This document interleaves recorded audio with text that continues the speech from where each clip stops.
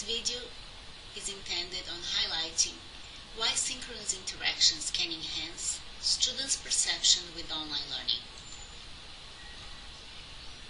Why should I adopt synchronous online activities? When students and faculty have a chance to have real-time interactions, they have the opportunity to receive instant feedback, feel engaged, exchange ideas with others in the class, and also are expected to adopt an active behavior. As Christy, Guanardina, Rice, and many others that have studied social presence theories in the 80s and 90s discovered, when interacting virtually, it is important to foster a feeling of being there. Some of the answers presented on this slide highlights our ability to not only conduct real-time text chat messages with our students, but be able to be heard and seen, and also be able to hear them and see them. In the current course that I teach, we have a public speaking activity that allows students to conduct virtual presentations for about 2.5 minutes. They are heard, they are seen, and then they are critiqued by others in the class. How do students foster the feeling that they are looking at the audience? By looking at the computer cameras, to pass that feeling of being there and establishing eye contacts with others in the virtual class. Could I hold an online class and not ask my students to have cameras and headsets? Yes. But why would I want to do that if the literature shows that the online learning experience is so much richer and students can replicate that feeling of being in class?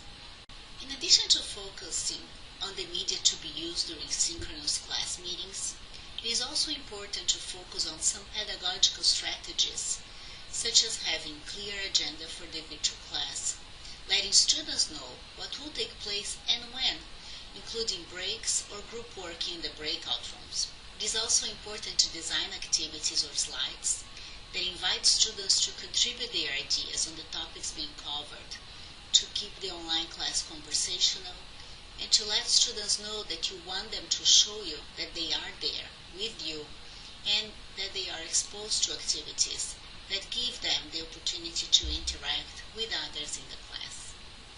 When is a good time to design your online course synchronous activities?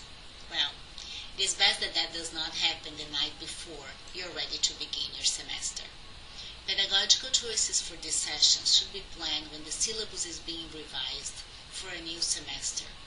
And we say so to ensure us that the asynchronous and synchronous activities that are going to be conducted as part of your online course are designed not to fill weekly time meeting requirements, but that they are designed to enrich the readings assigned for the course and assist your students in understanding the readings by exercising critical thinking and communication skills. That's why we encourage a good understanding of the technologies being adopted for your online learning course, so students can focus their attention on the content and course activities, and technology becomes transparent to them after the first few semester weeks.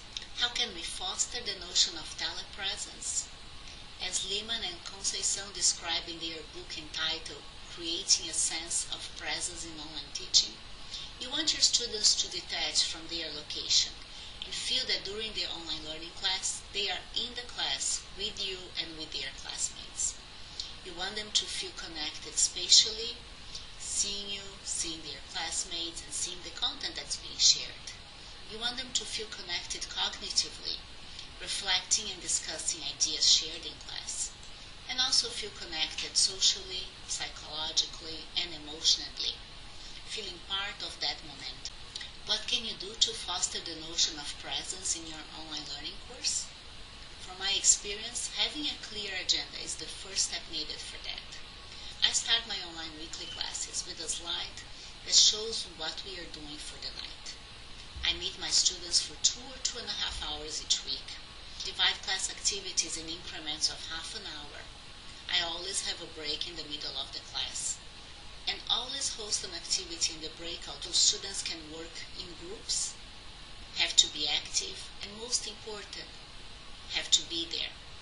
In other words, intentionally rethinking and redesigning the materials covered in the class can allow you to be creative on solutions to be adopted during your online synchronous classes. For those that like to follow a model, please take time to review this image, which was also extracted from Lima and Conceição's book, and highlights how complex are the layers that we have to peel to reach our students' inner world. Remember that you'll be competing with your students' attention for the telephone that is ringing, the television that may be turned on, some kitchen goods, co-workers that may walk in their offices, relatives and friends that may be sharing the room with them. I once had a student share that our class was meeting at the same time of his favorite TV show. I had to think very hard on activities that will require him to be with me in the class and not just turning on his computer and then paying attention to his favorite show. My classes always have a brief quiz, keep students arriving to class on time, and is making them keep up with their readings for the week. I also randomly call on students and ask for their contributions at various times during class. I make sure that I add polling features and pop up multiple choice and open-ended questions throughout our conversation to make sure that they are there and adopt an active behavior. This slide complements what was just described and illustrated before, that you have many tools to assist you determine your students' online class presence. You can adapt the content presentations from your slides, you can format the structure of the class communication, adopt various teaching strategies, and most importantly, adapt your role as an instructor. You can also ensure that technology becomes transparent to students over time, and that students know who to call if they have technical glitches and are in need of technical support during your online class. You cannot take for granted that students are interpreting your asynchronous online course instructions correctly. It is important to use your synchronous session to reiterate what is expected from them on that week. Share the location of the materials to be found for class activities, and even let them know about upcoming assignments ahead of time. This is an example of how contextualizing things for your students matter. You may have many ideas come to mind when you think of a free espresso or a free puppy. Since many of our student learning centers have coffee vendors, this image gives you a better understanding of the text message included in the previous slide. However, this slide shows you a very different meaning for it. I thought that it was very clever of Sam Ash Music Store to have the idea of not posting a "No Children Allowed" alone in the instrument room, and then instead use this following sign, that unattended children would receive a free coffee and a free puppy. Imagine how many parents will be happy to receive a free puppy coming from a music store, or having coffee being offered to their youngsters. The final message that I would like to share with you is related to information richness.